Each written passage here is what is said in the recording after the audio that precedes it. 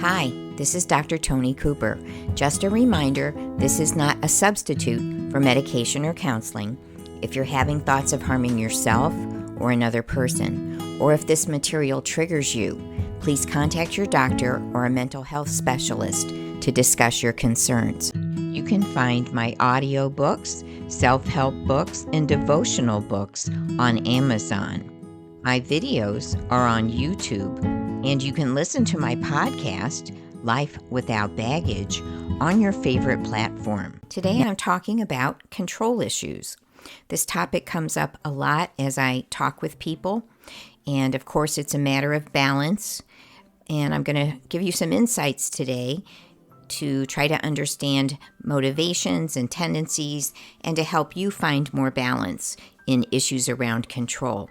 So let me say, first of all, it's normal and healthy to want a certain degree of control over your life. And it doesn't make you controlling to want control over your own life or your own time or your affections. That is not controlling. That's assertive. That's proactive. But we also need to think about that there are places in our lives where we probably need to exercise appropriate control, whether it's in responsibilities at work or responsibilities with children or employees, in taking care of our health and getting information we need, managing our finances, that we want to be proactive in our approach to life and relationships. We don't want to be passive, and we don't want to be reactive. So I have a number of videos that address these issues in various forms. Mostly, these are focused on balance in relationships. But remember that there are cultures and atmospheres in businesses, in churches, in institutions, and even in governments. And so these same principles apply, but we're going to focus on control issues as it pertains to relationships. I want to mention also, which I've talked about in Understanding Yourself and Others, that we all have blind spots. So try to be open to greater insight into your motives or tendencies. We all have tendencies in a certain direction. We're all still working to find balance. But try to be open to understanding how you might be perceived by others, or how maybe some things that you thought were good are actually getting in the way of your relationships. So let's look at some of those motives that can cause us to be a little bit out of balance. I've divided these into 4 categories: the ones that are more fear-based, the ones that are more excessive caretaking, excessive responsibility, which is somewhat similar, and then those that are more anger-based. So let's start off with the ones that are fear-based. Now, when I talk about fear-based issues with control, that can look different ways. The first would be where I would call it of relinquishing control out of fear of rejection or difficulty trusting your own motives or your own decision-making power. And this goes along with the video I already have out on learned helplessness. So that would be one way of being out of balance with appropriate control that's fear-based. But another one that's fear-based is that if a person has been through a lot of trauma, if their boundaries have been crossed a lot, especially early in life, whether it's emotional or physical or sexual, they may need a little more control to feel safe. They may need a little more space emotionally. They may need a little more physical space. They may be a little more sensitive to conflict and require a little more time to regroup. So I don't consider that necessarily a control issue, but something that a person needs to understand about themselves and that anyone close to them needs to be sensitive to, and it can be worked on.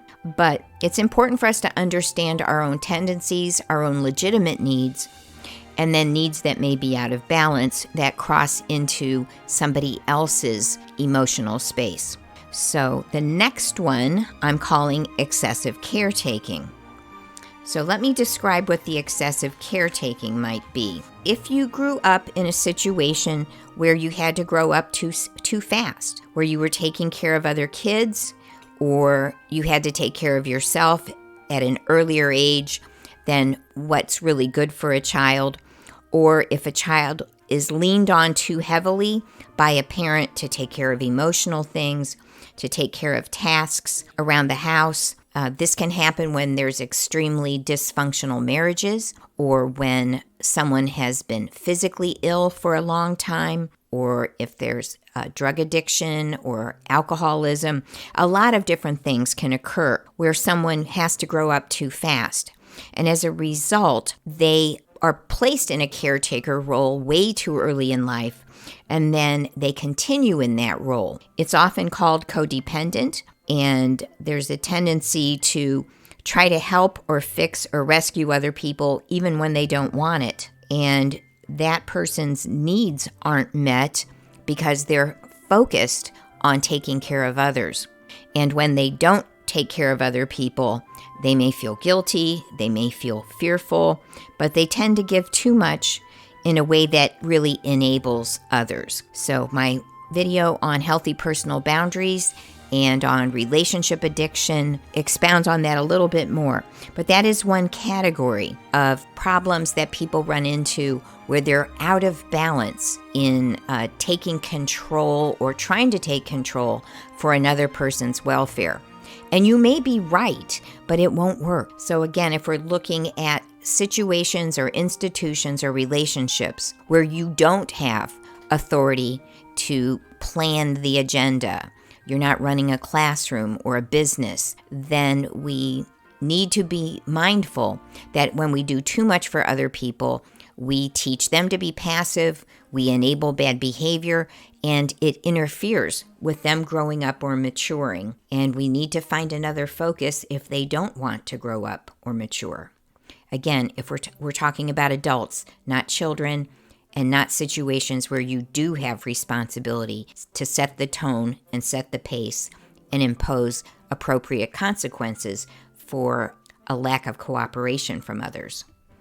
One of the interesting things about people is that my video on learned helplessness looked at a lot of these factors and how for many people they can end up with a very passive approach to life.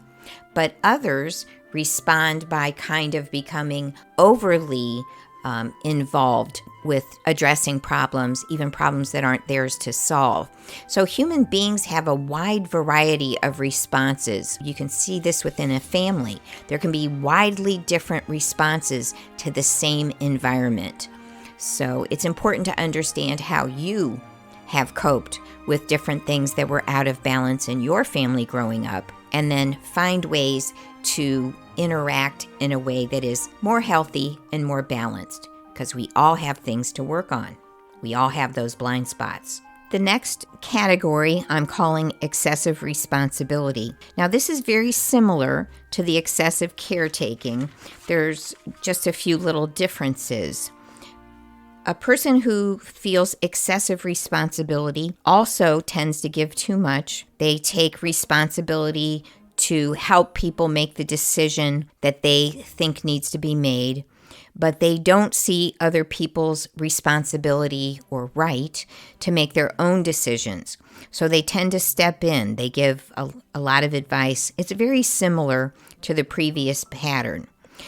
And they wear themselves out rather than letting other people experience consequences for decisions. Individuals who take excessive responsibility tend to have a harsh conscience. So they think everything is their fault, everything is their job to fix. It's a little more driven by a sense of duty, whereas the previous pattern that's more codependent, it looks more nurturing, although it's still crossing boundaries. But this is more fear that people have to make the right decision, and it's their job to make sure that it's handled the right way. So there's a lot of perfectionistic, harsh kinds of attitudes in their view of themselves, usually, and the video on reducing perfectionism might help a little bit with that. But that I'm calling excessive responsibility, but it looks a lot like the excessive caretaking, and the results are often the same. Although with the excessive caretaking, people might feel smothered. But with the excessive responsibility, people may perceive you as being kind of controlling or kind of judgmental, even if you're not, because you're overriding their need to make their own decisions. Even if you're right, other people have their own process, and most of us do learn by making mistakes. We, unfortunately, don't learn very often by reading and observing ourselves. We learn through pain, unfortunately. So you're not probably going to speed up somebody else's process, even if you're right. The last category for understanding motives connected to control, I'm calling anger. And this can be a lot of different things going on, but if a person grew up where their needs weren't met, then there can be a lot of intensity about getting people in their lives now to meet their needs the way that they want them met. And there might be a sense of entitlement about it, that you owe me to do this for me. It may be connected to using manipulation, emotional manipulation, the silent treatment, punishment. If you don't do things their way, you're going to be criticized, you're going to be rejected, you're going to be ignored or punished in some way. When it's anger-driven, the person has a hard time seeing the rights of the other person, seeing that they have responsibility to meet some of their own needs, and they don't understand healthy conflict management. They may have been pampered growing up, where they were the favorite. So it can take a lot of different forms. Sometimes there's neglect or abuse. Sometimes there is pampering. And then the person enters adulthood without an understanding of the give and take. But Terrence Real says that anyone who deals with chronic anger or chronic irritation needs to process underlying sadness or grief. And I find this is pretty reliable way to look at things. So think about which one of those categories you tend to fit into the best.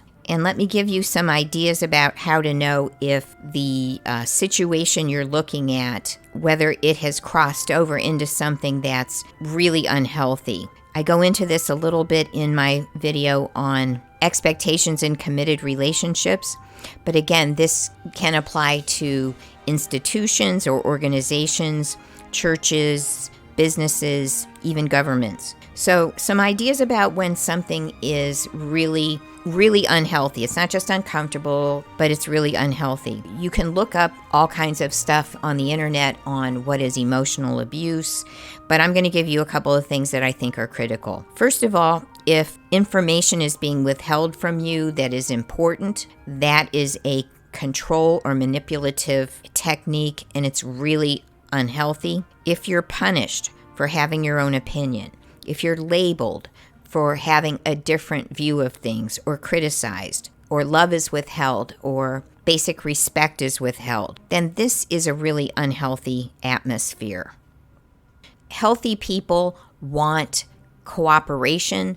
They want give and take. So if you're in situations where you're doing a lot of the giving, you're not getting much back, then you need to kind of look at whether you're doing too much or whether the situation is very unhealthy. So I have some suggestions of how to find more balance. We can try to understand our own underlying fears, trauma, or issues that influence the style and tendencies we have. We want to accept other people's boundaries, other people's decisions, other people's opinions. They have a right to their own opinions, and if they tell us no, we need to accept that no. I find that with a lot of couples, they try to parent each other instead of being partners. And if you're giving a lot of advice to your partner, especially when it's not asked for, then you're trying to get them to live by your process. And even if you're right, that isn't how God treats us. He lets us figure things out, and we need to at least give that much respect to other adults in our lives. Again, I'm talking about situations where you don't have responsibility for a child or a department, things like that. So allow others to make their own mistakes. Work on your own interests, your own hobbies, or support network. building your own confidence. Learn how to meet your own needs in healthy ways where you don't need as much from this child or from this partner. A lot of people have these dysfunctional attachments with adult children. Work on your personal issues around helplessness, around guilt, around perfectionism. A lot of people carry irrational guilt. They feel guilty and they really haven't done anything wrong. And this drives a lot of behavior that's really off-putting to others, and it's really unnecessary. So look for things like that. I have lots of videos on related to toxic guilt and shame. Attempt healthy conflict resolution. But if the other person is just about getting their way, that they're going to punish you for expressing your opinion, if you're always giving in, then that looks like something that is unhealthy in the relationship. Keep examining your expectations of yourself and of the other person. Find people who will support you in your attempt to be balanced. And people who are frequently critical need to address underlying sadness, maybe issues with self-esteem, maybe issues with dependency, relationship addiction, or entitlement. And don't expect other people to take responsibility for your complete comfort and happiness. You may not know that you're doing that, but a lot of times this anger-driven stuff, there's a sense of entitlement where you are really putting another person in a corner and they can't meet your needs. They need to be authentic, and it's painful, but there can be change. But you have to recognize this is your issue and you need to find a way to be more balanced and relational, or you will drive other people away. And I just want to incorporate a biblical perspective here. A lot of my clients come out of a faith-based worldview, which is great. That's how I am. But they have misperceptions of that faith means you take responsibility for other people's issues. You get involved in their lives and you try to correct them, even if you don't really have a relationship where they're going to trust you and accept your input, or they've already heard your input and they're not accepting it. Jesus cautioned us to take care of the plank in our own eyes before we try to address the speck in someone else's. And in Galatians 6, it says, let each man carry his own burden. So we want to be compassionate. We want to be involved in community and with other people. But we need to know where the boundaries are. And if we're crossing boundaries, trying to help people who don't want help, or correct people who don't want corrected, then we're overstepping our bounds, and we may actually be getting in the way of things that God is trying to teach the other person. So be careful when you're trying to change another person. I think the 12-step groups call it clean up your own side of the street. We need to be taking care of our own issues and gently and appropriately help other people speak the truth in love. I have videos that address using I sentences when you need to address conflict, so keep that in mind. One other comment is if you've tried to address things and nothing's getting better, then you can pray for the other person. I like Ephesians 1, that God would flood the eyes of their heart with light, but let God do the work. If you're in an abusive situation, then you might want to talk to a mental health professional or your doctor and see what you need to do to take care of yourself. So let me pray for you. Lord, I just thank you that you are patient with us, that you love us the way we are. I pray for each person that they would see one thing that they can do differently so that they are more in tune with how to love others, how to walk through life with a sound mind. And Lord, that we would keep looking to you to help us become the best version of ourselves that you designed us to be. In Jesus' name we pray. Amen. This is Dr. Tony Cooper. Thanks for listening.